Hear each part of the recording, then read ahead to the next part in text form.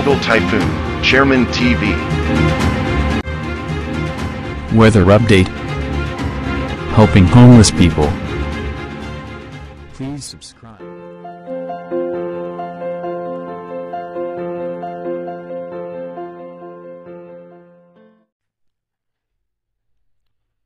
Magandang umaga po. Ito po ang latest update natin ng ngayong araw, September 6, 2024. Patuloy pa rin nakakaapekto sa ating bansa yung habagat na patuloy nga po yan na posibleng magdala ng mga biglamang pagbuhos ng pagulan sa Pangasinan, Zambales, Bataan, Metro Manila, kasama pa rin po ang Calabarzon, Mimaropa at natitirang bahagi ng Ilocos Region at ng Central Luzon. Kasama pa rin po dyan ang Bicol Region at natitirang bahagi ng Cagayan Valley. Kaya asahan po natin na meron po pa tayo mga posibilidad na pag-ulan na aasahan. At meron nga po tayo pa rin na minomonitor pa rin na low pressure area na nasa labas ng Philippine Area of Responsibility. Sa ngayon nga po ay patuloy na bumababa yung tsansa nito na mag-develop into tropical depression or mahinang bagyo. At yung isa pa naman na ating minomonitor sa advanced weather forecast na stable pa rin nga po na posible siyang mabuo na bilang isang bagyo bago pumasok ng Philippine Area of Responsibility. Iba yung pag-iingat sa ating mga kababayan dahil hahatakin nga po nito muli ang habagat na magdudulot ng pagulan sa ating bansa. Dito nga po sa ating rain map animation, asahan nga po natin mamayang alas 9 ng umaga, mataas pa rin ang chance na pagulan sa extreme northern Luzon. Kasama pa rin po dyan ang northern Luzon at western section ng Luzon. At meron pa rin po mga chance ng pagulan sa Metro Manila, Bicol Region, Mindoro Provinces, northern portion ng Palawan, at magiging maayos naman ang lagay ng panahon ng Visayas at ng Mindanao. Pagdating naman po ng alas 3 ng hapon mamaya, asahan natin mataas po ang tsansa ng pagulan sa halos buong Luzon. Kasama pa rin po ang Mindoro Provinces, Bicol Region at northern portion ng Palawan. May mga tsansa na rin po ng pagulan sa may parte nga ng Mindanao. Pagdating naman po ng alas 6 ng gabi mamaya, asahan natin tuloy-tuloy pa rin po mataas ang tsansa ng pagulan sa extreme northern Luzon. Dahil pa rin po yan sa extension ng kaulapan ni Super Typhoon Yagi o si formerly Enteng. At asahan pa rin po natin mataas pa rin ang tsansa ng pagulan sa northern Luzon, western section ng Luzon at makulimlim na kaulapan sa Metro Manila, Bicol Region, Mindoro Provinces at maging sa parte ng Palawan.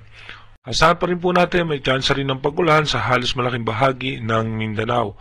At pagdating naman po ng alas 10 ng gabi mamaya, dahan-dahan nga po na mawawala yung mga posibilidad na pagulan, makulimlim na kaulapan na lamang ang posibleng maranasan ng halos malaking bahagi ng bansa, maliban na lamang po sa extreme northern Luzon at Mindanao na mataas pa rin po ang tsansa ng mga biglaang pagbuhos ng malalakas na pagulan.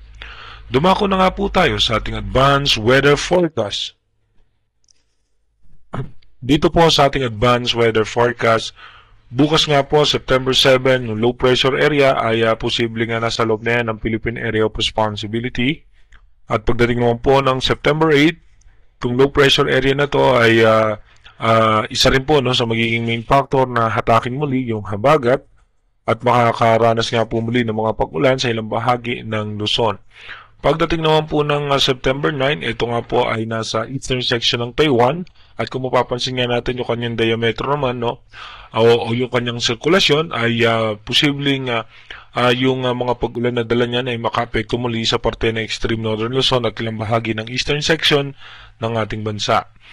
At pagdating naman po ng September 10, mataas naman po ang posibilidad na ito po ay malusaw. At pagdating naman po ng September 11, ito naman po yung sama ng panahon na ating minomonitor na nasa labas ng Philippine Area of Responsibility. By September 12, dito po mataas na ang chance niya mag-intensify o mag-develop bilang isang tropical depression o mahinang bagyo. Papasok nga po yan ng Philippine Area of Responsibility pagdating nga po ng September 13 bilang isang bagyo. At kung sakaling ang magtutuloy ito po ay posibleng maging si Bagyong Perdi. Pagdating naman ng September 14, ito po ay aangat. Kung mapapansin natin, aangat po yan. Patungo po yan dito sa parte ng Taiwan or mas mataas pa dito nga po sa may parte ng China. Pero again, makikita nyo yung lawak at laki nung sirkulasyon nitong nasabing posibleng bagyo. Hahatakin po niyan yung habagat na magdudulot ng pagulan sa ating bansa. Kaya iba yung pag-iingat at paghahanda pa rin nga po sa ating mga kababayan. Gaya po ng paulit-ulit natin sinasabi, ito nga pong ating advanced weather forecast is possible scenario pa lamang po yan. Malaki pa rin po ang tsansa na magbago po ulit lahat yan. Kaya manatili tayong tumutok sa ating advanced weather forecast para maaga nga po natin malaman yung mga posibleng sama ng panahon na makakaapekto sa ating bansa.